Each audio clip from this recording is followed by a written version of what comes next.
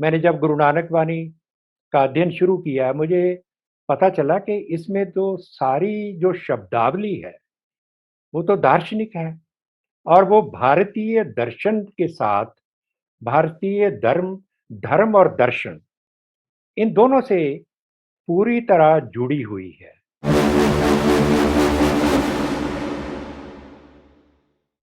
पिछले 50 साल से जब गुरबाणी पढ़ता हूँ तो मुझे शास्त्रों की बातें याद आती हैं और जब शास्त्र पढ़ता हूँ तो गुरबाणी की बातें याद आती हैं, क्योंकि इनमें ज्ञान की एक निरंतरता है।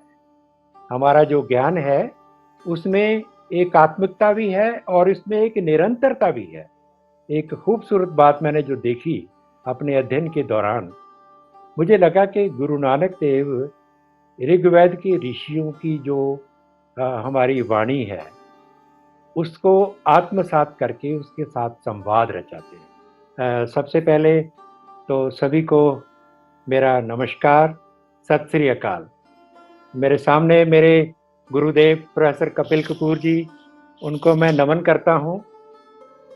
वो मेरे छोटे भाई भी हैं और मेरे गुरु भी हैं। हमारा एक ज्ञान का रिश्ता है। तो आज सबसे पहले तो मुझे इस बात की बहुत प्रसन्नता है कि संगम टॉक्स का जो चैनल है वो भारतीय सभ्यता और संस्कृति की पहचान को दुनिया में पहुंचाने के लिए अग्रसर है। और मुझे बहुत खुशी है इस बात की कि इस संगम टॉक्स के आयोजकों ने मुझे अपनी बात आपसे शेयर करने के लिए आमंत्रित किया है, जिसके लिए मैं बहुत आभारी हूँ संगम टॉक्स का। दोस्तों, आज जो हम जिस दौर से गुजर रहे हैं उसको सभ्यताओं की चेतना का दौर कहा गया है। आज से तकरीबन 25-30 साल पहले एक अमेरिकन सोशल साइंटिस्ट हंटिंगटन ने एक बात कही थी। जब सोवियत यूनियन का विघटन हुआ और दुनिया एक बाइपोलर की बजाय एक यूनिपोलर वर्ल्ड बन गई, उसने एक बहुत अच्छी बात कही कि आने वाला युग वो सभ्यताओं के क्लैश का युग होगा। उसने तो नेगेटिव बात कर दी थी कि सभ्यताएं जो इंसान को ज्ञान देती हैं, जीवन में अगुवाई देती हैं, उनके क्लैश का युग क्या अर्थ रखता है। उसने इस बात को परिभाषित करते हुए ये कहा कि असल में ये क्लैश जो होगा वो इसलिए होगा कि कुछ सभ्यताएं हैं जिनमें एक अपने आप को, अपने ज्ञान को, एक जिसको कहते हैं मोनोपोली ऑफ ट्रूथ, सत्य की जो एकात्मकता उनमें है। और वो कुछ वो जो सभ्यताएं हैं वो प्रोजेलिटाइजिंग सभ्यताएं हैं। उसने तो विशेष तौर पर कहा था कि ये क्लैश जो होगा ये वेस्टर्न क्रिश्चियनिटी और रिसर्जेंट इस्लाम में होगा। और उसकी बात थोड़े अरसे के बाद ही पूरी होनी शुरू हो गई, जब ग्लोबल टेररिज्म का दौर आया 2001 के बाद, तो लोग सोचने पर मजबूर हो गए। तो उन दिनों में कुछ ऐसी बातें हुई कि सभ्यताओं के बारे में जब बात करते हैं तो भारतीय सभ्यता की बात भी सामने आई। लेकिन हमारी बदकिस्मती देखिए कि हमें जो कॉलोनियल दौर से जो शिक्षा नीति हमें दी गई, उसमें हमें हमारी पीढ़ियों को हमारे हमें हमारी सभ्यता और संस्कृति से वंचित रखने की कोशिश हुई। ये बात तो समझ आती थी कि जो लॉर्ड मैकाले ने शिक्षा नीति जो बनाई, प्रोफेसर कपूर जी कहते हैं कि उसने 3E में वो एक शिक्षा नीति बना दी और उससे सारी खराबियां उसी से पैदा हुई हैं। वो खराबी थी EEE, English education and employment. इसका मतलब है कि उन्होंने, क्योंकि वो विदेशी हुकूमत थी, उसका एक मकसद था हमें अपनी भाषाओं से और अपनी सभ्यता और संस्कृति से एक दूर करने के लिए उनका एक प्रोजेक्ट था।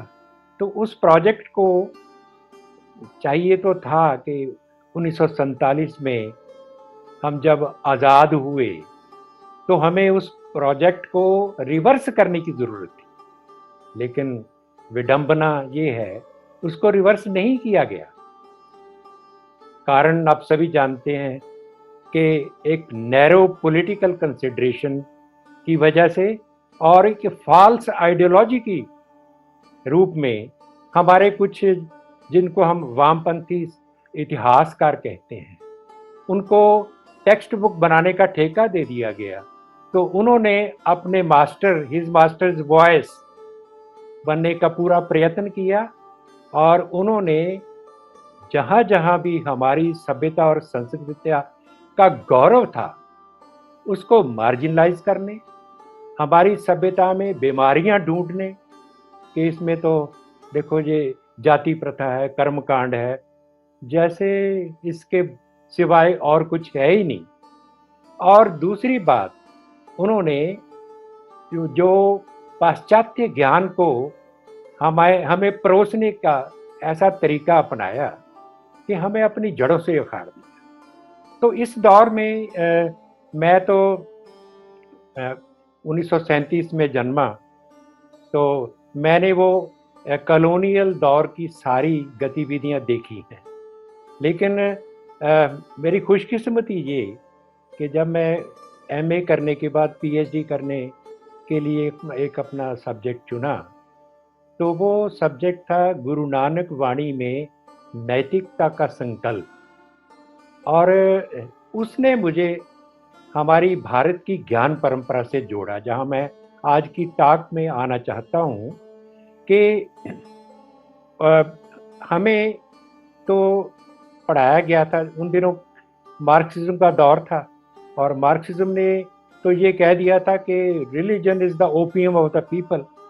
लेकिन जब मैंने गुरु नानक वाणी पढ़नी शुरू की, एक बात मुझे महसूस हुई कि जो मार्क्स की रिलीजन के बारे में जो अवधारणा है, वो हमारे सभ्यता के जो 4 धर्म, सनातन धर्म, जैन धर्म, बुद्ध धर्म और सिख धर्म, इनकी जो विश्व दृष्टि है उसके ऊपर लागू नहीं होती।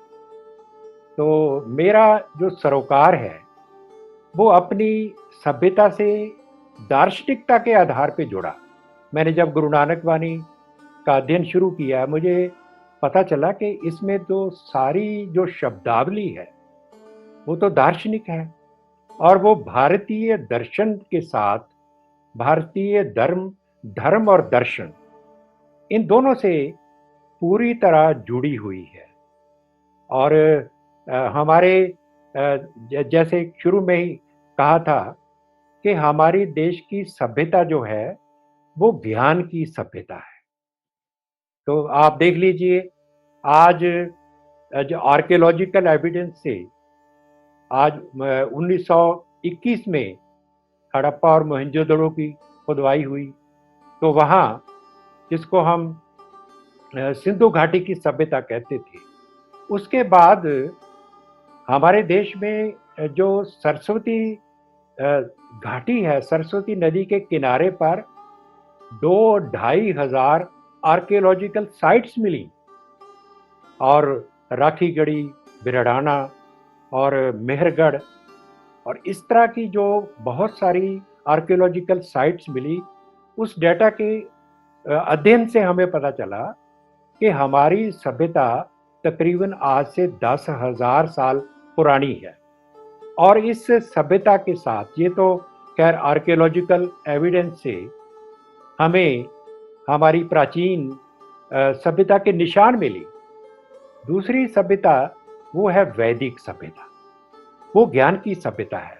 और वैदिक सभ्यता के बारे में जो हमारे कॉलोनियल मास्टर थे, उन्होंने एक भ्रांति पैदा करने की कोशिश की कि आर्य बाहर से आए, हमलावर के रूप में आए। पहले तो उन्होंने कहा आर्यन इन्वेजन थ्योरी है कि आर्य बाहर से आए, उन्होंने यहाँ के जो मूल निवासी थे उनको मार मार कर दक्षिण की ओर धकेल दिया। और इस तरह बाद में जब इसके जो प्रोपोनेंट थे उन्होंने खुद ही इसको नकार दिया, तो फिर उन्होंने हमारे जो सो कॉल्ड एमिनेंट हिस्टोरियंस हैं उन्होंने एक और जुगत निकाल ली। उन्होंने कहा चलो आर्यन इन्वेजन थ्योरी तो नहीं मानी जा सकती ना से ही, तो आर्यन माइग्रेशन थ्योरी मान लेते हैं कि लोग माइग्रेट करके आए और उन्होंने यहाँ के लोगों को अपना धर्म, अपनी भाषा, वो तो कहते हैं कि ब्राह्मण, वेद, ब्राह्मण और संस्कृत ये तीनों बाहर से आए हैं। इस तरह की जो डिवाइसिव पॉलिटिक्स है वो हमें परोसी जाती रही है। और आज आप देख सकते हैं जो लेटेस्ट डिस्कवरीज हैं, सिनौली में महाभारत कालीन रथों का मिलना और वो सारी संस्कृति जो वैदिक रीति रिवाज से उन से साथ मिले हुए योद्धाओं के साथ जो वस्तुएं रखी गई हैं, और इसी तरह राखी गढ़ी और के अंदर जो हमें कंकाल मिले हैं, उनके अध्ययन से जेनेटिक स्टडी के आधार पे हमें पता चलता है कि हमारी सभ्यता तो बहुत पुरानी है।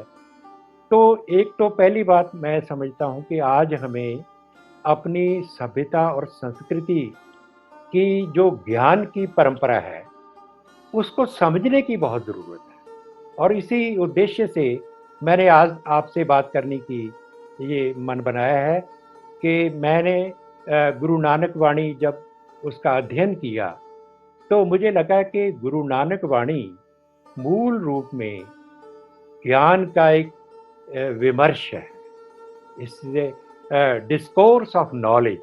लेकिन नॉलेज वो एक साधारण सामान्य ज्ञान नहीं, वो परम ज्ञान का एक तरह का परम ज्ञान का डिस्कोर्स है। तो इस डिस्कोर्स के बारे में हमें श्रीमद् भगवद गीता में हमें मिलता है, कथन मिलता है कि नाहि ज्ञानेन सदृशम पवित्रम ही विद्यते, कि इस संसार में ज्ञान के समान कोई भी चीज़ पवित्र नहीं है।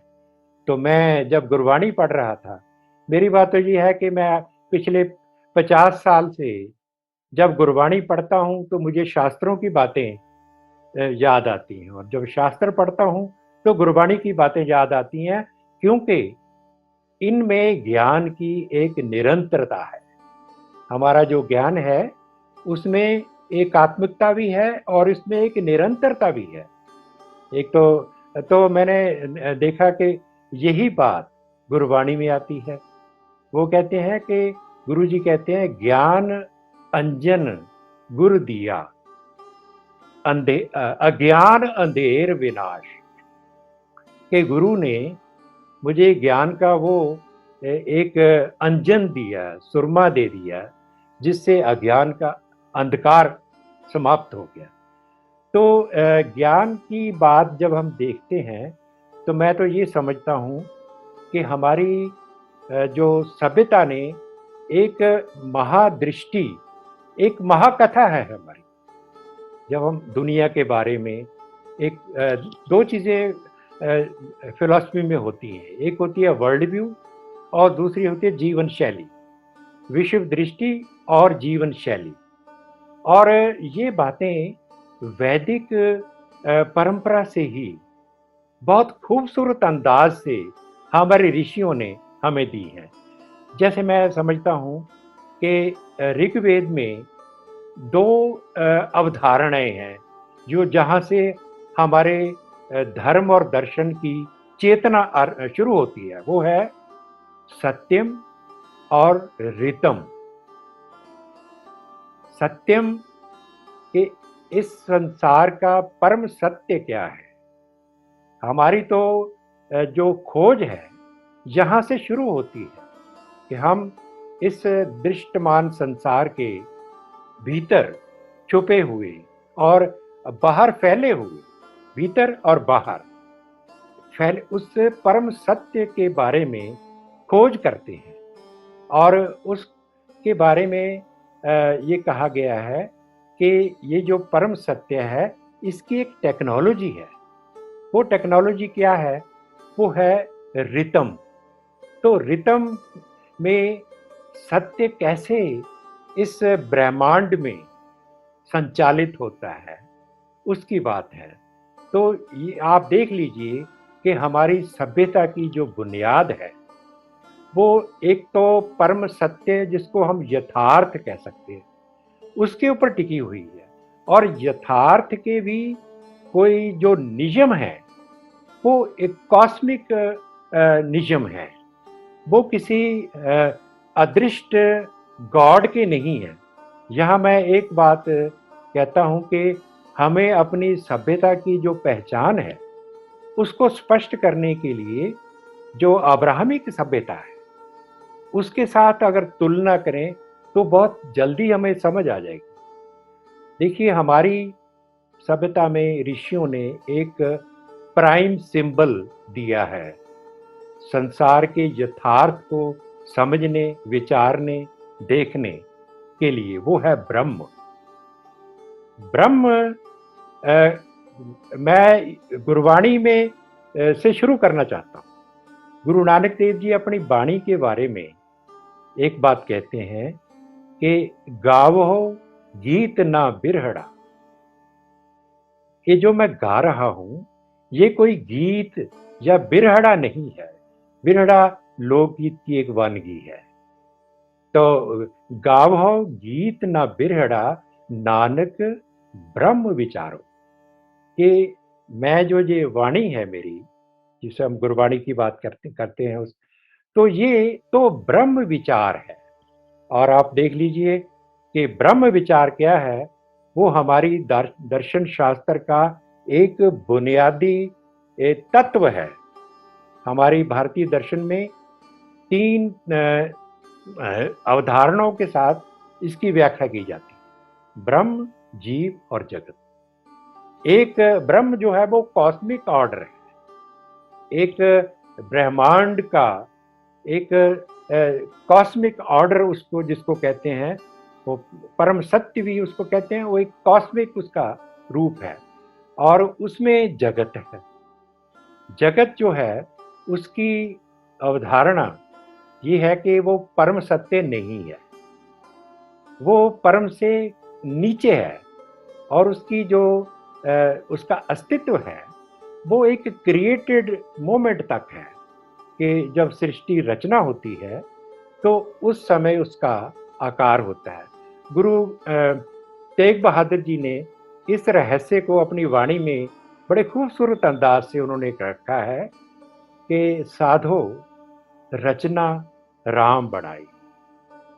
साधो रचना राम बनाई, एक बिनसै एक अस्थिर माने, अचरज लख्यो ना जाई। कि साधो, हे साधु जनों, मेरे राम ने कैसी ये अचरज दुनिया बनाई है कि इसमें एक तत्व है सृष्टि में जो विनाशशील है, जो डिस्ट्रॉय हो जाता है, और दूसरा है अविनाशी है। तो विनाश मतलब इसमें जो परमानेंस और इम्परमानेंस दोनों बातें हैं। इसीलिए हमारे जो चिंतन, हमारे ऋषियों ने जो बात कही, मैंने कहा था ना कि जो हमारा प्राइम सिंबल है, वहां से हमें समझने की जरूरत है।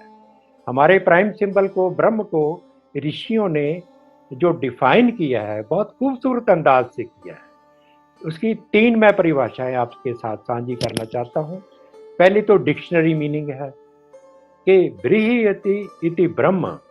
ब्रह्म वो है जो बढ़ के फैल गया, कोई रहस्यमय चीज नहीं। जो हम, और उसका जो दूसरी परिभाषा है वो इससे भी ज्यादा खूबसूरत है। वो कहते हैं कि सर्वम खलु इदम ब्रह्म। कि जो कुछ भी हमारी नजर के सामने है, जो हमारे भीतर है, हमारे बाहर है, वो सारा कुछ ब्रह्म है। और तीसरी परिभाषा आप देखिए कि सत्यम ज्ञानम अनंतम ब्रह्म। ये ब्रह्म क्या है? सत्यम है, रियल है, और ज्ञान है, और अनंत है। आप देखिए कि इसके मुकाबले में अब्राहमिक सिविलाइजेशन वो गॉड सेंटर्ड है, हमारी सिविलाइजेशन ब्रह्म केंद्रित है। और गॉड क्या है? गॉड है कि एक ऐसी हस्ती जो 14 तबक के बाहर है, उसने कभी आना नहीं, और आज जो मानव है वहां जा नहीं सकता। तो वो तो एक कल्पना का विषय है। और शायद मुझे लगता है अब मुझे समझ आई कि मार्क्स ने जो रिलीजन को अफीम कहा था, धर्म को नहीं कहा जा सकता, क्योंकि धर्म तो यथार्थ के ऊपर बेस्ड है। और हमारी जो सभ्यता है वो उसमें जो हम मानव को जो अल्टीमेट आदर्श दिया गया है वो क्या है? Realization of the reality, not a एक फेथ।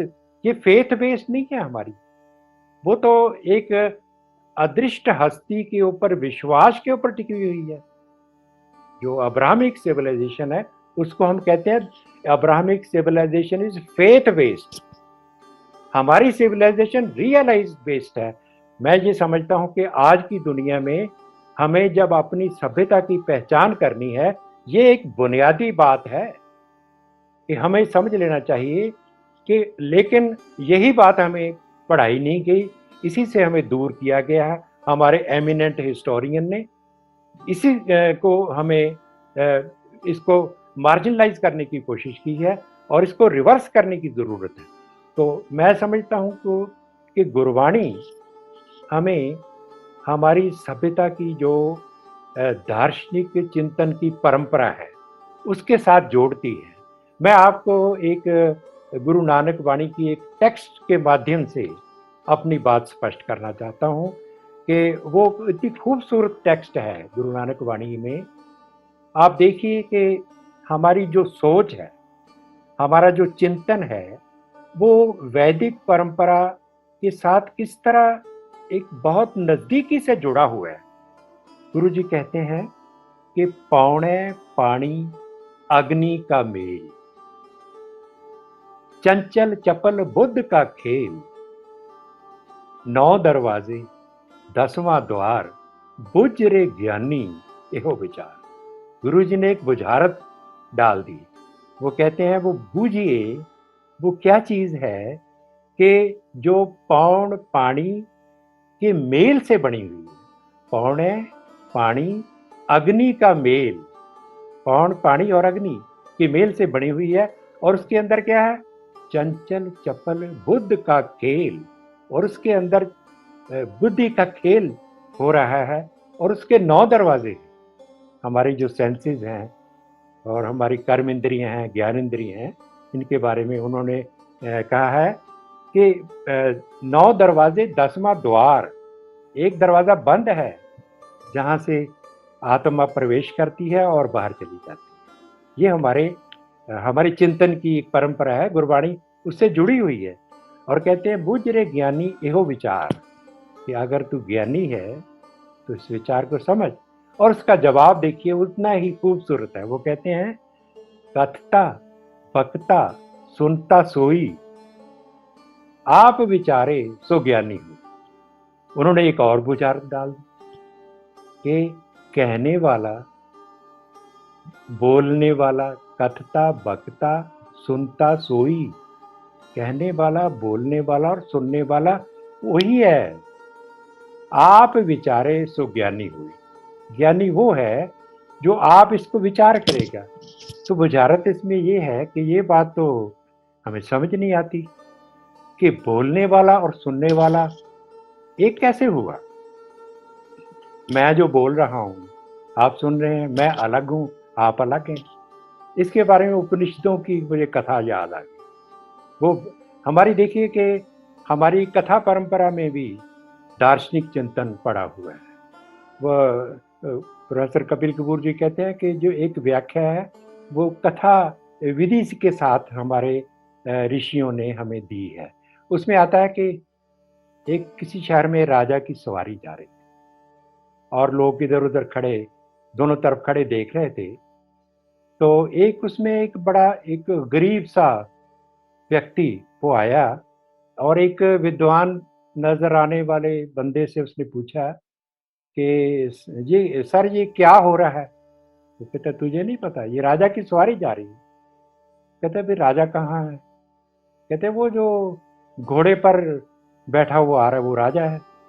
वो कहते मैं तो जंगलों में रहा हूँ सारी उम्र, मुझे पता नहीं कि इनमें राजा कौन सा है और घोड़ा कौन सा है। कहता बड़ा मूर्ख आदमी है, जो ऊपर है वो राजा है, जो नीचे है वो घोड़ा है। कहता सर मुझे तो ये भी पता नहीं कि ऊपर और नीचे में क्या फर्क है। कहता फिर तेरे को मैं पंजाबी में समझाता हूँ कि जैसे तू है ना, तू मूर्ख है, तू नीचे है, और मैं विद्वान हूँ, मैं ऊंचू, बस ऐसे यही फर्क है।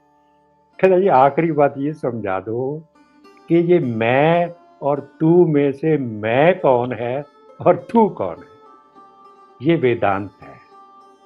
जब हम टेलीफोन करते हैं ना कई बार कि हेलो कौन बोल रहा है, कहता मैं बोल रहा हूँ। कहते कमाल होगी, इधर से भी मैं ही बोल रहा हूँ।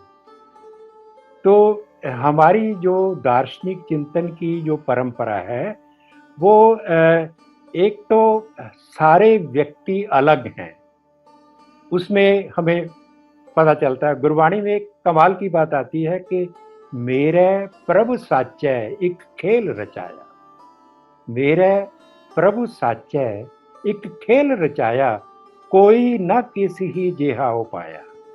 कि मेरे प्रभु ने कैसा खेल रचाया है कि कोई किसी के जैसा, दूसरे जैसा नहीं है। लेकिन इसके बावजूद गुरबाणी ये भी कहती है कि सब में ज्योति, ज्योति है सोई, तिस दै चानन सब में चानन। ये दर्शन शास्त्र है। हमारी जो दर्शन शास्त्र की जो परिभाषा ही ऐसी है कि दर्शन शास्त्र तो वो दृष्टि है जिसके माध्यम से हम इस संसार को, इस दुनिया को देखते हैं, उसको मीनिंग देते हैं। हमारी जो दर्शन शास्त्र है वो फिलॉसफी नहीं है। फिलोसोफिया दिस इज नॉट ए मतलब लव ऑफ विजडम।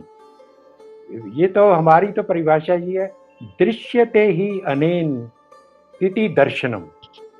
कि जिससे दर्शन वो है जो हमें दुनिया को देखने की दृष्टि प्रदान करती है। तो हमें जो हमारी सभ्यता ने दुनिया को एक आत्मता के रूप में देखने की जो बात कही है वो हमारी चिंतन की बात। अगली बात देखिए कि वो कहते हैं कि देही माटी। पहले तो उन्होंने कह दिया ना कि जो आज कैसा है मनुष्य, ते देही माटी बोले पौन। पहले जीवन की बात थी, अब मौत की बात कर रहे हैं गुरु जी। देही माटी बोले पौन, बुझरे ज्ञानी मुआ है कौन। कि देही तो मिट्टी है और उसमें बोलने वाली जो शय है वो पौन है, तो मर कौन गया। तो उसका जवाब देखिए कमाल, खूबसूरत जवाब। वो कहते हैं मुई सुरती बाद अहंकार ओ न मुआ जो देखना। कि जो हमारी सुरती है, कॉन्शियसनेस, इंडिविजुअल कॉन्शियसनेस को कह सकते हैं, वो मर गई। मुई सुरती बाद अहंकार, और हमारी जो फाल्स ईगो है, अहंकार की भावना, वो मर जाती है। मुई सुरती बाद अहंकार ओ न मुआ जो देखनहार। जो देखने वाला है, आप देखिए, एक तो दिखने वाला है और एक देखने वाला। देखने वाले को कोई नहीं देख सकता। जो हमारी आंखों के पीछे देखने वाली जो हस्ती है वो एक रहस्य है, और ये हमारी दार्शनिक चिंतन की बुनियाद है, जिससे हम दुनिया को समझने की बात करते हैं। तो आप देखिए, मुझे पतंजलि का जो योग सूत्र वो याद आ गया। उन्होंने बड़ी खूबसूरत बात कही है, देखने वाली दृष्टा के बारे में उन्होंने बात कही है। वो कहते हैं अथ योग अनुशासन। हमारे चिंतक ये देखिए कि एक लॉजिकली बात करते हैं। अगर योग के अनुशासन की बात है, वो कैसे करते हैं कि अथ योग अनुशासनम योगास चित्त वृत्ति निरोध, और तदा द्रष्टु स्वरूपे अवस्थान। क्या खूबसूरत बात कही है पतंजलि ऋषि ने कि योग जो है वो एक हमारी जो प्रवृत्तियां हैं, योगास चित्त वृत्ति, चित्त की वृत्तियों का निरोध है, कंट्रोल है। और होता क्या है, तदा द्रष्टु स्वरूप अवस्था, जो दृष्टा है वो अपने निज स्वरूप में स्थित हो जाता है। और ये दृष्टि की बात आगे फिर वो अगले सेंटेंस में करते हैं कि हौ न मुआ, मरने के बाद क्या होता है। गुरु नानक देव जी अपनी बात को जारी रखते हुए कहते हैं कि हौ न मुआ मेरी मुई बलाए, कि मैं नहीं मरा, मेरी जो बलाएं थी, मेरे अंदर जो बुराई थी वो मर गई। हौ न मुआ मेरी मुई बलाए, ओ न मुआ जो रेहा समाए। ये हमारी अद्वैत वेदांत की जो मूल धारणा है कि हमसे ऊपर ऊपर बड़ा जो हमारा सेल्फ है, जो हमारा आत्म तत्व है, जिसको हम परमात्म, आत्म और परमात्म के बारे के रूप में हम बात करते हैं। हमारा कोई गॉड नहीं है जो किसी 14 तब के बाहर है, वो हमारे आत्म का ही विराट रूप है। वहीं से हम आते हैं, उसी में लीन हो जाते हैं। वो कहते हैं ओ न मुआ जो रेहा समाए, जो सारी सृष्टि में समाया हुआ तत्व है वो नहीं मरता कभी। और कहो नानक गुरु ब्रह्म दिखाया, ब्रह्म फिर आ गया कि नानक कहते हैं जब गुरु ने ब्रह्म दिखा दिया, मरता जाता नजर ना आया। फिर मुझे मरने वाला और जाने वाला, जन्म लेने वाला और मरने वाला नजर नहीं आया। तो मुझे भगवत गीता की वो बहुत मशहूर श्लोक याद आ गया कि ना जायते मरीयते वा, ना जायते मरीयते वा कदाचिन्नायम भूतवा, भविता वा न भूय अजो नित्य शाश्वतो पुराणो न हन्यते हन्यमाने शरीरे।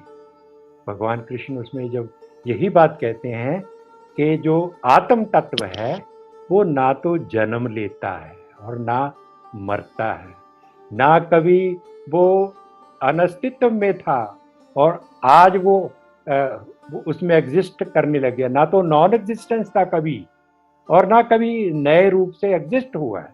वो तो सदा रहने वाला एक चिरंतन अजो नित्य शाश्वत है।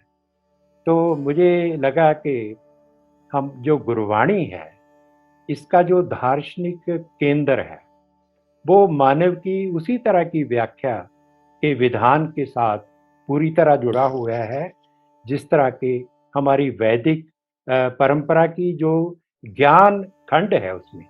देखिए हमारे ऋग्वेद से जो 3 खंड माना जाता है कि एक तो 3 कांड है उसमें, हम उसको मानते हैं कि 3 कांड वैदिक परंपरा के साथ संबंधित है, क्योंकि वैदिक साहित्य तो विराट है, उसमें बहुत सी चीजें, सारी चीजें आ जाती हैं। एक तो उसमें कर्म कांड है, एक्शन की बात है, और दूसरा रिचुअल भी उसमें आ जाता है, एक्शन भी आ जाता है। एक तो कर्म कांड है, दूसरा उपासना कांड है जिससे भक्ति का उदय हुआ, और तीसरा ज्ञान कांड है।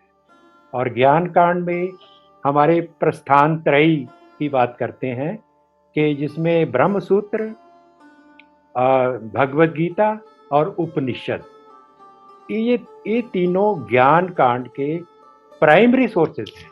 और गुरुवाणी को जब मैंने अध्ययन किया, मैंने गुरु नानक वाणी पे 1969 में मैंने पीएचडी की। आप देख लीजिए 52 साल हो गए मुझे। तो मुझे ये लगा कि गुरुवाणी सीधे रूप में जो वैदिक दर्शन की जो अद्वैत परंपरा है उसके साथ पूरी तरह जुड़ी हुई है। बल्कि अगर हम कंपैरेटिव स्टडी करें, बौद्ध और जैन चिंतन, इनमें उतनी साझ नहीं है वैदिक परंपरा के साथ जितनी गुरबाणी की साझ है। गुरबाणी तो एक एक बात में हमें उससे जोड़ती है। और दूसरी बात देखिए कि आदर्श मानव क्या है। गुरु नानक देव जी ने आदर्श मानव को परिभाषित किया है, बहुत खूबसूरत अंदाज से की है। वो कहते हैं कि दो तरह के मानव इस दुनिया में होते हैं, जीव होते हैं। एक कह जानन, कया बुझण, ते नर सुगढ़ स्वरूप। कि कुछ एक ऐसे लोग हैं जो कहना जानते हैं और कही हुई बात को बूझ सकते हैं, वो सुगढ़ स्वरूप हैं, बहुत समझदार हैं, विद्वान हैं। और दूसरे कौन है, वो बड़ी इंटरेस्टिंग बात है। एक तो ये है ना कि जो एक एक कह जानन, कया बुझण, ते नर सुगढ़ स्वरूप। दूसरे हैं इक ना नाद ना वेद ना की रस। दूसरे वो हैं जिनको ना तो नाद की समझ, ना वेद का ज्ञान है और ना रसों कसों का उनको एहसास है। एक न सिद्ध न बुद्ध न अकल सर। और जिनके पास ना कोई सिद्धि है, ना बुद्धि है और ना अकल का एक सोमा है।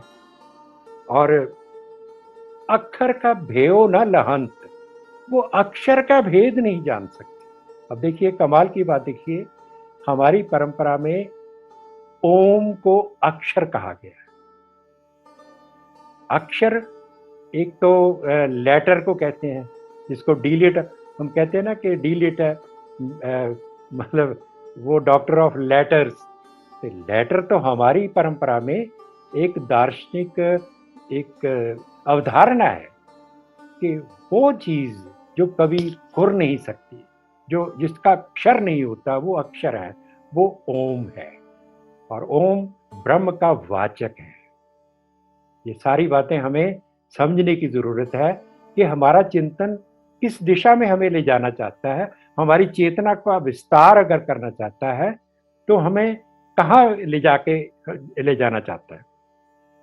और उसके बारे में उन्होंने क्या कहा, जरा दोबारा सुनिए। इक ना नाद न वेद न घी रस, इक न सिद्ध न बुद्ध न अकल सर, अखर का पेयो न लहंत, नानक ते नर असल खर, जे बिन गुण गर्भ करन। के गुरु नानक कहते हैं कि वो नर तो असल खर हैं। असल खर मैंने गधा, तो गधे की तरह हैं जो बिना गुणों के गर्व करते हैं। तो मुझे भर्तृहरि का वो श्लोक याद आ गया कि साहित्य संगीत कला वहीणा, साक्षात पशुआ कुछ विषाण हीना। कि जो मानव जो साहित्य संगीत और कला से विहीन है, वो तो साक्षात पशु है। बेशक उसके सींग और पूंछ नहीं लगे हुए, तो बातें तो एक ही हैं। तो हम ये देखिए कितनी समानताएं हैं हमारे चिंतन में, गुरबाणी में और हमारी वैदिक फिलॉसफी के अंदर। गुरबाणी के बारे में दूसरी बात मैं ये कहना चाहता हूँ, क्योंकि जिनको नहीं पता ये हम गुरबाणी की अवधारणा क्या है। गुरबाणी शायरी और संगीत में रचा गया एक विमर्श है। वो वाणी है जो आदि ग्रंथ में गुरु अर्जन देव जी ने अपने समय में, जो भारत के कोने कोने में उस समय जो संत और भक्त थे, सबकी वाणी उनकी एकत्र करके और उनका एक संकलन तैयार किया, उसको आदि ग्रंथ कहा गया। फिर गुरु गोविंद सिंह जी ने उसकी पुनर्संपादना की और उसमें पहले 5 गुरुओं के की वाणी के साथ साथ 9वें गुरु गुरु तेग बहादुर जी की वाणी उसमें शामिल की और उसको गुरु ग्रंथ साहिब कहा।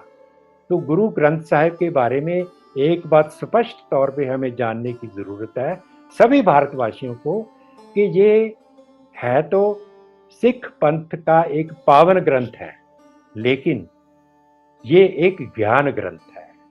जिस तरह ऋग्वेद एक ज्ञान ग्रंथ है, वो हमारी जो हमारी जो धारणाएं हैं इस ज्ञान के साथ, कि इसमें एक रिप्रेजेंटेशन है भारत की उन महान विभूतियों की वाणी इसमें एकत्रित है। केवल गुरु तो 6 हैं, 6 गुरुओं की वाणी है, 15 भक्तों की वाणी है और 11 भट्टों की वाणी। तो आप देखिए कि इन संतों की वाणी को शामिल करते हुए उन्होंने ना तो जाति पाति का कोई ख्याल रखा। भक्त कबीर हैं, नामदेव जी हैं, भक्त रविदास है, धन्ना भगत हैं, भक्त जयदेव है, सारे हमारे देश के इस विराट जो हमारा जिसको कहते हैं इंडियन सब कॉन्टिनेंट, इंडियन सब कॉन्टिनेंट की एक रिप्रेजेंटेटिव वाणी गुरु अर्जन देव जी ने हमें दी एक ज्ञान के रूप में। और इसी तरह हम कह सकते हैं कि ये वाणी हमारी सभ्यता का के उन महान ज्ञान ग्रंथों में है जो हमें लिबरेट करती है। और ये वाणी है, ये ऐसा विमर्श है जो मुक्तिदायक है। तो इस तरह इन बातों के साथ साथ मैं जो आपसे इस वाणी के बारे में और जो बातें कहना चाहता हूँ, वो आप देखिए कि भक्त नामदेव जी की एक रचना है। गुरु नानक देव जी से वो 200-300 साल पहले हुए, उनकी वाणी गुरु ग्रंथ साहिब में शामिल। तो वो क्या कहते हैं, वो देखिए वो एक ब्रिज है हमारी क्लासिकल जो वैदिक ज्ञान परंपरा और आधुनिक समय के अंदर जो मध्यकाल में या मिडिल एजेस में, वो भक्त नामदेव जी का जो एक की रचना जो है वो आप देखिए कि कैसे ब्रिज का काम करती है। वो कहते हैं एक अनेक व्यापक पूरक जत देखो तत सोई, माया चित्र विचित्र विमोहित बिरला बूझे कोई, सब गोविंद है सब गोविंद है, गोविंद बिन नहीं कोई। जो वही अद्वैत वेदांत की जो हमारी अवधारणा है, उसी को भक्त नामदेव जी ने अपनी भाषा में, मराठी में, और मैं तो कहता हूँ संत भाषा में उन्होंने इसमें निर्मित कर दिया कि कैसे सूत एक मणि सत सहंस जैसे। तो कैसे ओतप्रोत कैसे है, एक भी वही है, अनेक भी वही। और वो कैसे है कि जैसे सत सहंत, शत और 100 सैकड़े हजारों मणियों के अंदर जो गुजरने वाला जो सूत्र है वो एक है।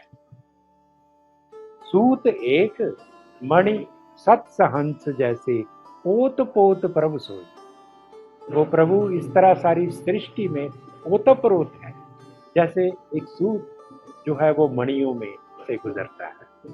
और फिर जल तरंग और फेन बुदबुदा, दूसरी लोक मिसाल है कि जल तरंग और फेन बुदबुदा जलते भिन्न न हो। ए परपंच पार ब्रह्म की लीला, विचरत आन न होई। ये संसार की जो एग्जिस्टेंस है इस तरह है कि इसमें अनेकता में एकता व्यापक है और एकता में अनेकता है। अजीब किस्म का रहस्य है। और इसमें रहना कैसे है, ये खूबसूरत बात यहाँ से होती है कि मानव को इस सृष्टि के अंदर रहने के लिए कैसा रास्ता अपनाना चाहिए, जीवन जो जीवन जीने की कला कैसी होनी चाहिए। वो कहते हैं कि मिथ्या भ्रम और सुपन मनोरथ सत्य पदार्थ जाने। कि इस जो सृष्टि रचना जब होती है, एक तो परम सत्य है और जो अपरम सत्य परम से नीचे है, वहाँ क्या होता है, वो भ्रम, माया और सुपने जैसा सत्य है। और सुपने के पदार्थ की तरह हम उसमें रहते हैं कि मिथ्या परम और सुपर मनोरथ सत्य पदार्थ जाने। कि उसको हम सपने के पदार्थ को सच मान लेते हैं, ये हमारी प्रॉब्लम है। और उसका सॉल्यूशन भी उन्होंने बताया है कि सुकृत मनसा गुरु उपदेशी जागत ही मन माने, कि जब गुरु ने हमारे सुकृत अच्छे काम करने वाली मानसिकता को जगा दिया, तो फिर सपने का भ्रम टूट गया और यथार्थ का बोध हमें मिल गया। कहत नामदेव हर की रचना, देखो हृदय विचारी, घट घट अंतर सर्व निरंतर, केवल एक मुरारी। तो सारे में एक ही है। तो मैं तो गुरु नानक देव जी जब संसार की रचना की बात करते हैं, वो बड़े सिंपल रूप में करते हैं। वो कहते हैं कि जो संसार है इसकी जो रचना कैसे हुई है कि साचे ते पवना भया, पवने ते जल होए। जो साचा है, जो देखिए ऋग्वेद में एक तो नासदीय सूक्त है, एक दूसरा पुरुष सूक्त है। एक में अल्टीमेट रियलिटी की बात है और दूसरे में सुप्रीम बीइंग की बात है। पुरुष जो है वो सुप्रीम बीइंग है, सुप्रीम बीइंग भी है और उसको साचा कह, गुरु जी कहते हैं साचे ते पवना भया, पवने ते जल होए, जलते तिर भवन साजिया, घट घट आप समोए। कि उस साचे ने, उस रियल ने एक उससे पवन पैदा, ये देखिए कि सूक्ष्म से स्थूल की ओर जा रही है, फ्रॉम मतलब एब्स्ट्रैक्ट टू कंक्रीट। साचे ते पवना भया, पवने ते जल होए, जलते तिर भवन साजिया, घट घट आप समोए। और देखिए उसके बाद गुरु नानक देव जी ऋग्वेद के नासदीय सूक्त के साथ में, आप एक खूबसूरत बात मैंने जो देखी अपने अध्ययन के दौरान, मुझे लगा कि गुरु नानक देव ऋग्वेद के ऋषियों की जो हमारी वाणी है उसको आत्मसात करके उसके साथ संवाद रचाते हैं। कैसे रचाते हैं? गुरु नानक देव जी कहते हैं कि अरबद नरबद धुंधुकारा, तरणी न गगना हुक्म अपारा, ना दिन रैन न चंद न सूरज, सुन समाधि लगाएंदा, पौन न पानी ओपत खपत न आवन जानी। तो इस तरह मतलब उन्होंने सृष्टि रचना से पूर्व की जो अवस्था है कि अरबों खरबों साल पहले, अरबद नरबद धुंधुकारा, अरबों खरबों साल पहले इस सृष्टि में एक धुंधुकार था, कयास था। आप देखिए नासदीय सूक्त की, जिसको हम सारे संसार की सबसे प्राचीन और सबसे पहली दार्शनिक रचना मानते हैं। ना सदासीनो सदासी तदानीम, नसीद रजोनो व्योमा परोयत, किम आवरी व कुकस्य किम आसीद गहनम गभीरम, न मृत्यु आसीद अमृतनम न तरही, न रात्र्याहन आसीत प्रकेता, आनीत वातम स्वध्या तदेकम तस्म धान्यम परा किमचिना। मैंने इसका हिंदी में एक काव्य अनुवाद किया, मैं वो शेयर करना चाहता हूँ कि एक तो भारत एक कथा आई थी ना, उसमें वो तो एक अलग तरह का उसमें अनुवाद था। मैंने तो मूल संस्कृत से जो मैंने वो किया है, हिंदी में किया है काव्य, ना पंजाबी में भी किया है, लेकिन अब मैं हिंदी में शुरू करता हूँ। असत्य नहीं था तब। आप देखिए जरा, हमारा ऋषि इस संसार की विराट कल्पना कैसे करता है, सृष्टि रचना कैसे, उससे पहले क्या था, रचना कैसे उस एग्जिस्टेंस पे आती है। असत्य नहीं था तब, ना ही सत्य था, अंबर नहीं था, ना ही पार फैला हुआ महा आकाश। छिपा क्या था और कहां, किसने ढांपा था इसे, तब तो अगम अगाध जल भी कहां था। छिपा क्या था और कहां, किसने ढांपा था इसे, तब तो अगम अगाध जल भी कहां था।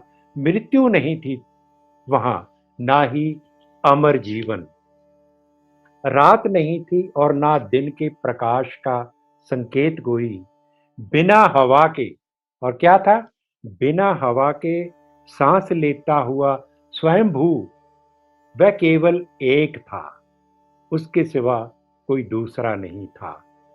अंधेरा था वहां, अंधेरे से ढका हुआ, तम आसीत तम सा। खूबसूरत बात उन्होंने कही है। अंधेरा था वहां, अंधेरे से ढका हुआ, अंधकार था चारों ओर, था तो बस निराकार शून्य। तपस की महा ऊर्जा से निपजा हुआ पुंज।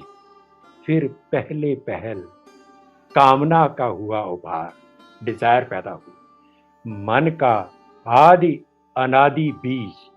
फिर पहले पहल कामना का हुआ उभार, मन का आदि अनादि जीव बीज।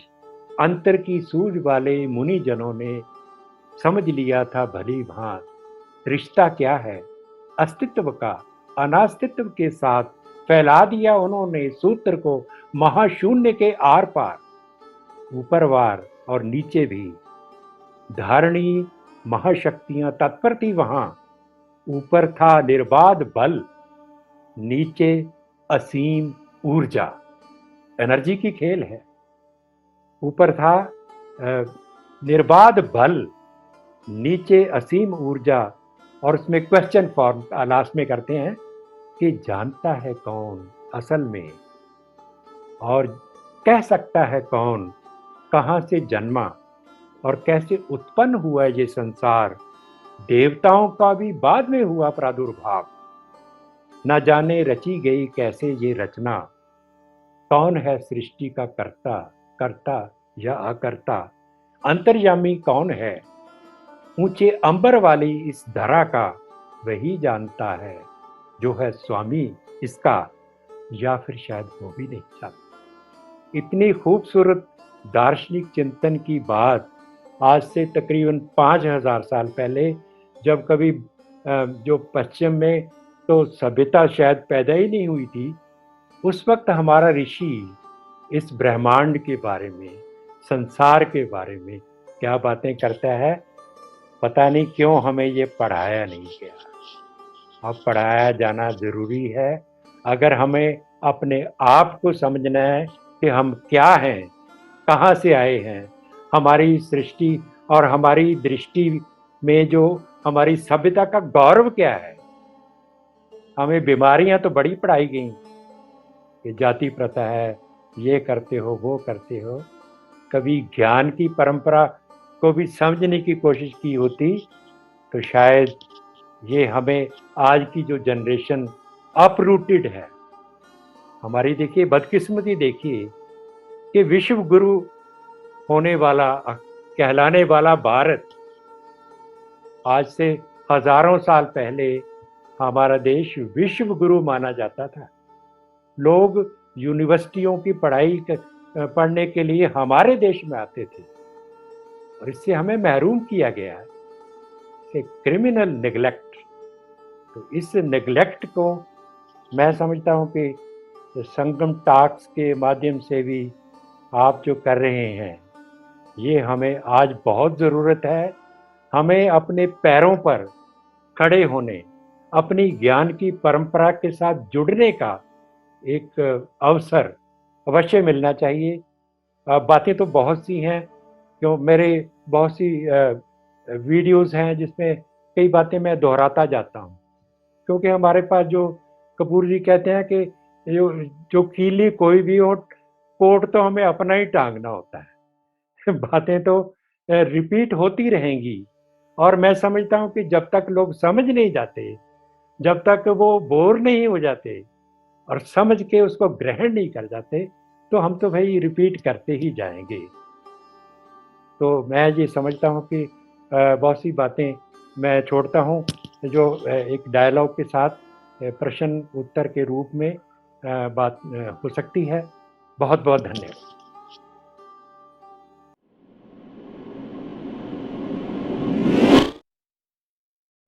दो छोटे से सवाल हैं। एक सवाल ये है कि सिख धर्म में क्या मूर्ति पूजन वर्जित है? क्योंकि आज काफ़ी सारे डिस्कशंस होते हैं और वहाँ पे सबसे सेंट्रल डिस्कशन ये होता है कि क्या मूर्ति पूजन अलाउड है? क्या जबकि कुछ ऐसे मंदिर हैं जहाँ पे सिख भी दर्शन के लिए जाते हैं। तो इस पे आप थोड़ा-सा अगर प्रकाश डालें। और मेरा दूसरा सवाल है कि कई बार जब गुरबानी सुनते हैं, तो हम गोविंद के बारे में सुनते हैं, राम के बारे में सुनते हैं। क्या ये वही हैं जिन्हें जिनका सेंट्रल सनातन धर्म में है? या क्या जैसे कई लोग कहते हैं ये ब्रह्म का स्वरूप है। किसी एक कहीं पे मैंने सुना था ये, तो इस पे अगर आप थोड़ा-सा प्रकाश डालें तो। धन्यवाद। बहुत अच्छे आपने 2 प्रश्न किए हैं। पहला जो प्रश्न है, उसके बारे में तो बहुत स्पष्ट बात है कि जो सिख परंपरा में मूर्ति पूजा का विधान नहीं है। लेकिन मूर्ति पूजा जो है, उसके बारे में जो हमें अब्राहमिक सिविलाइजेशन ने भ्रांतियाँ पैदा की हैं। देखिए, सिख पंथ की एक अपनी मान्यताएँ हैं, उसमें तो मूर्ति पूजा का कोई विधान नहीं है। लेकिन मैं ये कहना चाहता हूँ, आप देख लीजिए जो रिलीजियस स्टडीज़ का जो डिसिप्लिन है, अगर उसको आप ग्लोबल डिसिप्लिन के रूप में देखें, तो मूर्ति पूजा क्या है? मूर्ति पूजा जो सनातन धर्म में है, वो पत्थर की पूजा नहीं है। जो मूर्ति में एक प्रतीक है, वो प्रतीक को हम उसको अपने चिंतन का विषय बनाते हैं। सिख धर्म में एक बड़ी दिलचस्प बात आती है धन्ना भगत के बारे में। धन्ना भगत के बारे में ये गुरबाणी में नहीं, कथा में है। वो कथा परंपरा में ये है कि भगत धन्ना जी को किसी पंडित ने कहा, उन्होंने कहा मुझे प्रभु दे दो, मैं उसकी पूजा करना चाहता हूँ। उन्होंने एक साथ से लेकर पत्थर दे दिया, तो धन्ना भगत ने उसी पत्थर को पूजना शुरू कर दिया। तो हुआ ये सिख पंथ में एक साखियों में परंपरा है। वो कहते हैं उसमें से भगवान प्रकट हो गए, और वो भगवान वो धन्ना जो जाट था, उसके साथ खेती का काम करने लगे। तो ऐसी बातें हैं। मैं ये समझता हूँ कि आज हमें अपनी सिविलाइजेशन की जो परंपराएं हैं, कोई मूर्ति पूजा बुरी नहीं है, क्योंकि मूर्ति पूजा का हमारा एक सनातनी परंपरा का एक विधान है, उसकी अपनी मान्यताएं हैं। तो हमें हमारे अब्राहमिक सिविलाइजेशन ने जो क्रिटिसाइज हमें किया है, वो क्या कोई खुदा बन गए? उनकी बातें मानना हमारे लिए जरूरी नहीं। हम हमारी बात वो माने। गुरु गुरु अर्जुन देव जी कहते हैं कि कहो नानक गुरु खोए ब्रह्म, एक को अल्लाह पार ब्रह्म। वो कहते हैं कि देखो, मैं तो ये कहता हूँ कि अल्लाह और पार ब्रह्म एक है, लेकिन अल्लाह वाले मान लेंगे? हम तो कह सकते हैं, क्योंकि हमारी जो सभ्यता है वो बहुलतावादी है, प्लुरलिस्टिक है। हमारे लिए तो एकम सद विप्रा बहुधा वदंती। हमारे लिए तो हमारी धारणा ये है कि सत्य तो बेशक एक है, उसके नाम अलग हो सकते हैं, उसके रास्ते अलग हो सकते हैं। तो इस तरह मूर्ति पूजा और बाकी चीजें जो अवतारवाद को भी कहते हैं कि अवतारवाद बुरी चीज है, कैसे बुरी है? अवतारवाद का मतलब भी सिंबॉलिक है। आज की जो सोशियोलॉजिकल एंथ्रोपोलॉजिकल रिलीजन का जो डिसिप्लिन है, उसमें तो एक स्पष्ट बात की गई है कि जितना भी मानव का जो सारा रिलीजियस बिहेवियर है, ये सिंबॉलिक सिस्टम है। जैसे कविता होती है ना, कविता की एक भाषा होती है। इसी तरह धर्म की, रिलीजन की, मजहब की एक भाषा है। ये भी एक तरीका है समझने का। तो मैं ये समझता हूँ कि ये मूर्ति पूजा का जो विषय है, ये नॉन इशू है। इसको हमें दूसरी सभ्यता की जो क्रिटिसिज्म हमारे ऊपर लादी जाती है, उसको रिजेक्ट करना चाहिए। तो उसके बाद आपने कहा था कि गुरबाणी में हरि, राम, कृष्ण, गोविंद सारे नाम आते हैं। देखिए, उसमें दोनों बातें हैं। गुरबाणी में मूल बात तो ये है कि गुरबाणी निर्गुण निराकार ब्रह्म की अवधारणा के साथ जुड़ी हुई है। जिस तरह मूल मंत्र में आता है ना, एक ओंकार सतनाम कर्ता पुरख निर्भव निर्वैर अकाल मूर्त आयुनी सैभंग। तो लेकिन गुरु साहबान ने, भक्तों ने, संतों ने जिन प्रभु के, भगवान के जिन नामों का वर्णन किया अपनी वाणी में, वो जैसे राम दशरथ पुत्र राम के रूप में भी हैं, कृष्ण जी हैं वो उसके रूप में भी हैं, लेकिन ज़्यादातर राम को निर्गुण राम के रूप में कहा जाता है। कि जैसे गुरु नानक देव जी कहते हैं कि आत्म में राम, राम में आत्म, चीनस गुर विचारा। तो यहाँ जो राम है ये निर्गुण राम है, लेकिन राम गयो रावण गयो जाको वो परिवार, वहाँ तो निर्गुण राम नहीं। तो मैं ये समझता ये भी नॉन इशू है। लेकिन बात ये है कि दो परंपराएं हैं, एक तो निर्गुण निराकार ब्रह्म है, दूसरा सगुण साकार ब्रह्म है। और गुरुवाणी में दोनों की बात की गई है। निर्गुण आप सरगुण भी होही, कला धार जिन सगली मोही। तो बहुत सी बातें हैं जो हमें दूसरी सभ्यताओं ने हमारे गले में डाल दी हैं और हमने उसको ले लिया। वो नॉन इश्यूज हैं। हमारी सभ्यता की जो दार्शनिक चिंतन की जो परंपरा है, हमारा जो दृष्टिकोण है वो ब्रह्मांड के साथ जो कॉस्मिक है, कॉस्मोस से हम बात शुरू करते हैं। लेकिन जीवन शैली में हमारी जो रहत मर्यादा में बहुत सी अनेकताएं हैं, भिन्नताएं हैं, उनका अपना महत्व है। जगबीर जी मेरे बड़े भाई हैं, और जिन ऋषियों की वो बात कर रहे थे वैदिक काल के, जगबीर जी आजकल के ऋषि हैं। इनका संस्कृत का ज्ञान, इनका भक्ति मूवमेंट का ज्ञान, इनका हिंदी पंजाबी अंग्रेजी का ज्ञान और भारतीय संस्कृति और सभ्यता की समझ, ये भी एक ही है, अद्वितीय कोई नहीं, दूसरा कोई नहीं है इन जैसा हिंदुस्तान में। तो जैसे गुरु नानक ब्रह्म विचार करते करते ब्रह्म स्वरूप हो गए, मैं मानता हूँ हमारे भाई साहब भी ब्रह्म स्वरूप ही हैं।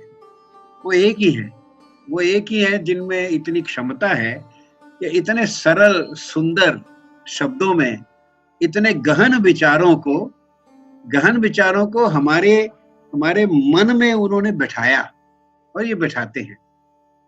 अभी एक जो भाई साहब की आज्ञा से, ये जो बिटिया ने, जसोदा ने जो प्रश्न पूछा, उसमें जो कोर जो कॉन्सेप्ट है वो है मूर्ति की। अब मूर्त और अमूर्त, ये जो अपोजिशन है कि नॉन मैनिफेस्ट और मैनिफेस्ट, एक आइडिया और एक फॉर्म, जो कि प्लेटो में भी जो 4 लेवल्स ऑफ रियलिटी में वही प्रॉब्लम वहां भी है, आइडिया और फॉर्म की।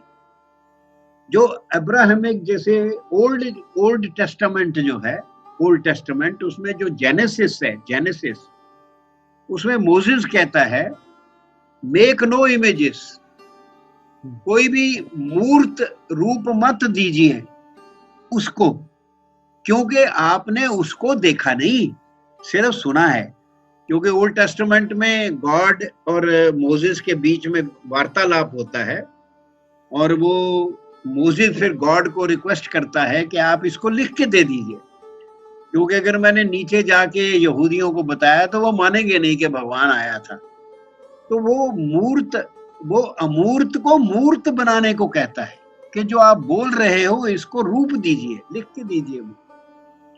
तो ये जो प्रश्न है कि idea as idea and idea as idol, एक विचार के रूप में ही, विचार के रूप में भी, और मूर्त रूप में भी। एक यूरोप के थिंकर हुए हैं स्पिनोजा, उन्होंने कहा कि ये जो एब्राहमिक गॉड है, जिसको हम वैसे अमूर्त मानते हैं। अमूर्त मतलब मूर्त रूप नहीं है, पर Abrahamic God is an angry God. Angry. अब जो एंगर है ये तो ह्यूमन प्रॉपर्टी है, ये तो गॉड की नहीं प्रॉपर्टी है। तो वहां लॉजिकल फैलेसी आ जाती है। हमारे दर्शन में जैसे भाई साहब ने कहा कि निर्गुण भी है सगुण भी है, उनके यहाँ निर्गुण है, पर निर्गुण उनके यहाँ निराकार है, निराकार बिना आकार के, पर निर्गुण नहीं है। उनका भगवान निर्गुण नहीं है, निराकार है। वो एक फॉल्ट लाइन है। आप निराकार कैसे हो सकते हो अगर आप में गुण जो हैं वो मनुष्यों के हैं? तो निराकार है अब्राहमिक गॉड, पर निर्गुण नहीं है। हमारे यहाँ निर्गुण और सगुण। और जैसे भाई साहब ने कहा, गुरु नानक देव जी ने तो पूरी जीवन ब्रह्म विचार करते करते ब्रह्म स्वरूप हो गए। उनका जो मूल मंत्र है वो तो निर्गुण ब्रह्म का है। निर्गुण ब्रह्म अक्षर रूप है, एक अक्षर है, और उसका कोई, उसकी ना आकृति है ना रूप है। परंतु गुरु नानक देव जी ने दक्षिणी ओंकार भी लिखा, दक्षिण का ओंकार, और दक्षिणी ओंकार में उन्होंने सगुण ब्रह्म का वर्णन किया। सगुण हरि गोविंद ये। और भाई साहब जानते हैं, मेरे को इन्होंने बताई हुई बातें मैं बता रहा हूं कि 1925 तक दरबार साहब की परिक्रमा में रामायण के चित्र बने हुए थे, राम के। और जो 1984 में अकाल तख्त इंदिरा गांधी जी की मूर्खता के कारण तोड़ना पड़ा, टूटा, उस अकाल तख्त की छत पर भगवान कृष्ण के बाल रूप के चित्र थे, बाल रूप के चित्र थे। और अभी भी जो जमीन से कई बार पुराने निकलते हैं तो उनमें होते हैं। तो जब परिक्रमा में रूप थे, मूर्त रूप थे, मूर्त रूप, तो मैं मानता हूं कि सिख धर्म में मूर्ति का विरोध नहीं है। ये भाई साहब के साथ विचार करूंगा मैं बाद में। मैं मानता हूं कि मूर्ति का विरोध, देखिए मूर्ति इस्लाम में भी मूर्ति नहीं है, पर इस्लाम अरेबिक वो जो उनकी मॉस्क की जो मीनार होती है उसकी फोटो बनाते हैं। और यहाँ आप कभी ऑटो लेंगे, कोई जो अपना मुस्लिम भाई ऑटो चला रहा है तो उसने फोटो लगाई होती है, एक बिटिया ऐसे पूरा लगा के वो ऐसे अरदास कर रही है, वो भी तो मूर्त रूप है। या एक आर्क जो है, आर्किटेक्चर की आर्क जो है, या जो कैलीग्राफी करते हैं, जो ताजमहल के ऊपर जो लिखा हुआ है, वो भी तो मूर्त रूप ही है। और क्रिश्चियनिटी में भी निराकार है, पर जीसस के तो इतने इमेजेस हैं, जीसस की तो इतनी मूर्तियां हैं। ये उसी है जैसे हमारे भगवान बुद्ध ने भी कहा कि मेरी मूर्ति नहीं बनाना, पर दुनिया में सबसे ज्यादा मूर्तियां भगवान बुद्ध की हैं। तो ये प्रश्न बड़ा अच्छा था बेटा, जीते रहो, ऐसे ही सोचो अपने आप। हर प्रश्न का उत्तर एक इंटेलिजेंट पर्सन आप जैसा हर प्रश्न का उत्तर अपने आप ढूंढ लेता है। पर अभी सर आपने एक दक्षिण के बारे में बताया, वो शायद मैंने कभी सुना नहीं है, तो अगर आप उस पर थोड़ा सा इलैबोरेट करें तो, अगर समय परमिट करता है तो। हाँ, नहीं ऐसा है बिल्कुल बेटा, ऐसा है कि बाबा नानक जी पूरे भारत और भारत के बाहर भी, कंधार वगैरह और अरब देश में और ऊपर उज़्बेकिस्तान वगैरह में भी वो बहुत घूमते थे। हमारे यहाँ एक परिव्राजक परंपरा है पुराने जमाने से। जो भी एक बहुत जो विचारक होता था, जो सोचता था कि लोगों की सोच को ठीक करना है या बदलना है, वो पूरा भ्रमण करता था। तो हम सुनते हैं मशकरी घोषाल और इस तरह परिव्राजक परंपरा। महात्मा बुद्ध खुद बहुत बड़े परिव्राजक थे, खूब घूमते थे। बाबा नानक भी बहुत बड़े परिव्राजक थे। और उनकी उनकी जो जर्नी होती थी उसको हमारी शब्दावली में कहा जाए उदासी। गुरु नानक दिया उदासियां, ये बड़ा इंटरेस्टिंग शब्द है। जब आप अपने घर में बैठे उदास हो जाते हो तो आपका मन करता है कि मैं बाहर जाऊं, है ना। तो वो निकले, उनको बड़ी उदासी हुई देख के कि हमारी देश की जनता किस प्रकार त्रस्त है, त्रस्त, उनको दुख से ग्रसित है। तो वो निकले उनको उसके से उबारने के लिए, और उन्होंने उनको उबारा अपने ज्ञान से। तो इसलिए उन्होंने दक्षिण भारत के लिए दक्षिणी ओंकार लिखा। मतलब मूल मंत्र में तो निर्गुण है, पर दक्षिणी ओंकार में मूर्त रूप में, देखिए ब्रह्म से मूर्त रूप आने में माया का रोल है। माया जो है वो एक शक्ति है, उसकी दो शक्तियां हैं माया की, एक तो आवरण की और एक विज्ञप्ति की। एक तो ढकने की, दूसरा उसको बदल के दूसरे रूप में दिखाने की। तो वो माया जो है ब्रह्म को ढक देती है, निराकार को, और दूसरे रूप में मूर्त रूप में दिखाती है।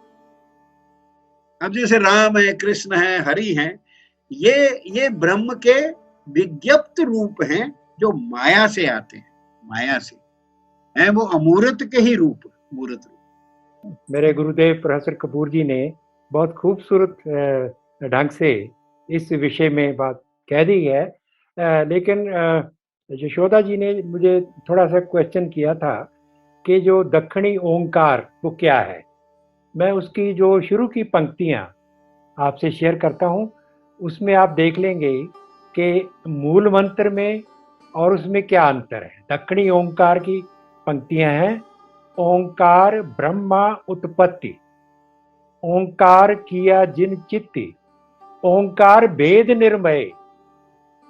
आप देख लीजिए कि ओंकार को एक सृजन शक्ति के रूप में गुरु नानक देव जी ने दक्षिणी ओंकार में वो ओम को एक जो ब्रह्मा, जिससे दुनिया पैदा हुई, ब्रह्मा विष्णु महेश।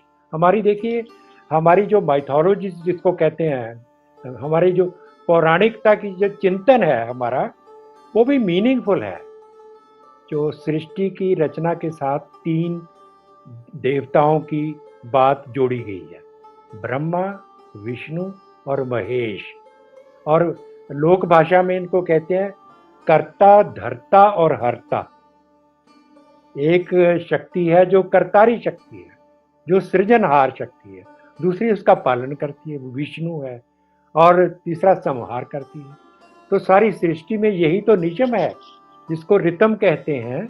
रितम जो है वो कॉस्मिक ऑर्डर के रूप में हमें सत्य की जो टेक्नोलॉजी है, जो इस ब्रह्मांड की जो रूप रचना है, हमारे ऋषियों ने तो वहां से बात शुरू की है।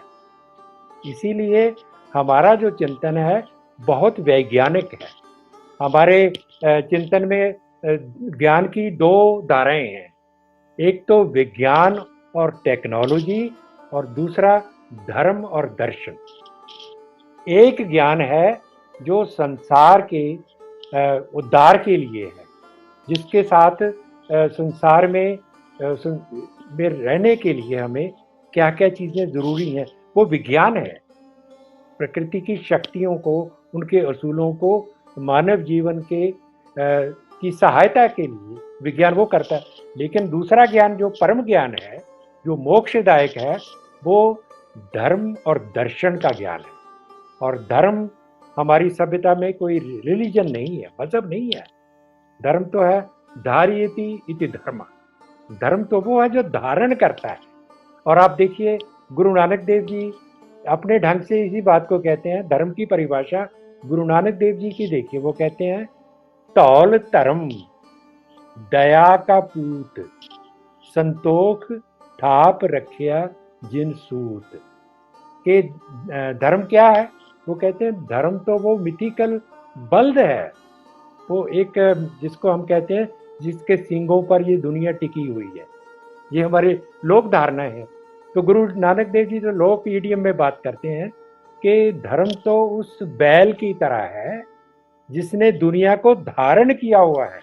और उसकी दो चीजें हैं, वो क्या है कि दया का पूत है, वो दया का पुत्र है जो धौल है ना, और संतोष ने उसको थापा हुआ है। दया और संतोष, देखिए खूबसूरत एक नैतिक विधान की बहुत खूबसूरत उसने व्याख्या करी की है, क्योंकि दया दूसरे पर करते हैं और संतोष अपने ऊपर किया जाता है। मुझे एक छोटी सी उपनिषदों की कहानी याद आ गई कि हमारी छोटी सी है, वो कहते हैं कि दक्ष प्रजापति के 3 औलाद थी, देव, दानव और मानव। तो जब बड़े हुए तो उनकी माताओं ने कहा कि भाई तुम सारा दिन इधर उधर घूमते रहते हो, कोई ज्ञान क्यों नहीं ग्रहण करते। तो ये भी सिंबॉलिक है कहानी, उपनिषदों में आती है। और उन्होंने कहा जी हमें तो कोई नजर नहीं आता जो हमें ज्ञान दे सके। उनकी माताओं ने कहा वो जो तुम्हारे पिताश्री है ना, दक्ष प्रजापति, वो बहुत ज्ञानी है, उनके पास जाओ और ज्ञान हासिल करो। और बड़ी खूबसूरत बात को तीनों चले गए कि पिताजी हमें ज्ञान दे दो। वो कहते काका ज्ञान इस तरह नहीं देता जाता, इसके लिए तो ज्ञान का अधिकारी बनना पड़ता है। तुम पहले 12 साल ब्रह्मचारी आश्रम का पालन करो, फिर यज्ञ की लकड़ियां लेकर मेरे पास आओ, मैं ज्ञान दे दूंगा। जब वो आए तो उन्होंने क्या किया, पहले तो देव चले गए। देव उन्होंने कहा जी ज्ञान दो। उन्होंने कहा द कहने ये कौन सा ज्ञान हुआ। कहते मैंने तो ज्ञान दे दिया, समझो। फिर उन्होंने कहा तो आप चाहते हैं दाम्यता, दा से बनता है दाम्यता, इसका मतलब है दमन करना। वो कहता है दमन किसका करना ये भी बता दो। कहता जी हमें शर्मिंदा मत करो, हम इंटेलेक्चुअल क्लास के लोग हैं, हमारे में विषय विकार बहुत हैं, आप चाहते हैं कि हम अपनी कामनाओं का दमन करें। कहते ठीक है। तो दानव चले गए। दानव को उन्होंने कहा द दानवों ने कहा जी आपने हमें शिक्षा दी है कि दान के दया करो, क्योंकि हमारे पास देवते तो बुद्धिमान थे और दानव बलवान थे, सिंबॉलिक है। तो कहते हैं हमारे पास वो अनब्राइडल्ड पावर है, आपने उसको कंट्रोल करने के लिए दया करने के लिए कहा। मानव की बारी आई, उनको कहा कि आप हमें उन्होंने कहा दान की बात। आप देखिए इस कहानी में तीनों मॉरल वैल्यूज हैं, दाम्भिकता, दया और दान। वही बात हमारी सभ्यता की परिभाषा, हमारी सभ्यता को परिभाषित करती है कि हमारी सभ्यता धर्म केंद्रित है। जैसे प्रोफेसर कपिल कपूर जी ने ये 2 बातें मुझे समझाई थी, इनकी बातों को रिपीट कर रहा हूँ कि हमारी सभ्यता जो एक तो ज्ञान केंद्रित है और दूसरे धर्म केंद्रित है। और ये बात जब हम समझ लेंगे पूरी तरह, हम अपनी सभ्यता के ऊपर गौरवान्वित होंगे। हमें पता चलेगा कि हमें दुनिया को देने के लिए बहुत कुछ है। दुनिया में जो जितने सिविलाइजेशनल क्लैश हैं उनको रोकने का तरीका हमारी सभ्यता के पास है, और वो है संवाद, वो डायलॉग। संवाद बराबर वालों के साथ होता है। जो सभ्यता अपने आप को ऊंचा समझती है, हमें नीचा समझती है, हमें इग्नोर, वो कहते हैं कि जो हमारे जैसा नहीं वो या तो इग्नोरेंट है या वो इनफाइडल है, उनके साथ हमारा कोई डायलॉग नहीं हो सकता। They have to learn to live in this universal global reality. आज की ग्लोबल रियलिटी क्या है? Multilingual, multicultural, multi civilizational world है। इसमें किसी एक सभ्यता को अपनी इजारेदारी की कोई इजाजत नहीं है। इसमें पीसफुल कोएग्जिस्टेंस के लिए डायलॉग बहुत जरूरी है। वो हमारी सभ्यता इस डायलॉग को समझाती है। गुरु नानक भी, गुरबाणी भी, हमारे ऋषि भी यही बात कहते हैं कि एक का सुरत जेते हैं जी, सुरत विहूणा कोई न की, यही सुरत तेहा तिन राह। हमारे तो जैसे गुरु गोविंद सिंह जी ने सीधी सी बात कही है कि आप अपनी बुद्धि है जेती, वर्णत भिन्न भिन्न तोहे तेती। इस दुनिया में जिस जैसी इंसान की जो बुद्धि है, उसी तरह वो सारी सृष्टि को बयान करता है। तो इसलिए छोटा बड़ा, ऊंचा नीचा अलग कुछ नहीं है। ये भावना प्लूरलिस्टिक और इंक्लूसिविस्ट, दो बातें अंग्रेजी की बात हमारी सभ्यता के ऊपर लागू होती हैं, दूसरी सभ्यताओं के ऊपर नहीं होती। ये भी बात समझने वाली है कि हमारी सभ्यता तो कहती है कि हमारे पास जो सत्य है उस सत्य को आप अपने ढंग से रियलाइज कर सकते हैं। तो इस बारे में डायलॉग हो सकता है, जो इनइक्वालिटी के रूप में कोई डायलॉग नहीं हो सकता। भाई साहब ने कहा कि बाबा नानक ने दया और संतोष दो वैल्यूज को सबसे ऊपर रखा। अब आप देखिए, हमें जिसको परंपरा कहते हैं, भारत की ज्ञान या धर्म की परंपरा, अब भाई साहब ने उसको ऋग्वेद से ट्रेस किया। अब मैं आपको गुरु नानक से आगे तुलसीदास पे ले जाता हूँ। तुलसीदास जी गुरु नानक के बाद आए, उनके दो बड़े सुंदर हैं। एक है दया धर्म का मूल है, क्या बात, पाप मूल अभिमान, तुलसी दया न छाड़िए जब तक तन में प्राण। और एक उनका दूसरा है गौधन गजधन वाजधन और रतन धन खान, जब आवे संतोष धन सब धन धूरी समान। अब बाबा नानक की बात की दो उनको पकड़ के तुलसीदास जी ने अपने दोहों में उस चीज को आगे बढ़ाया। ये हमारी परंपरा।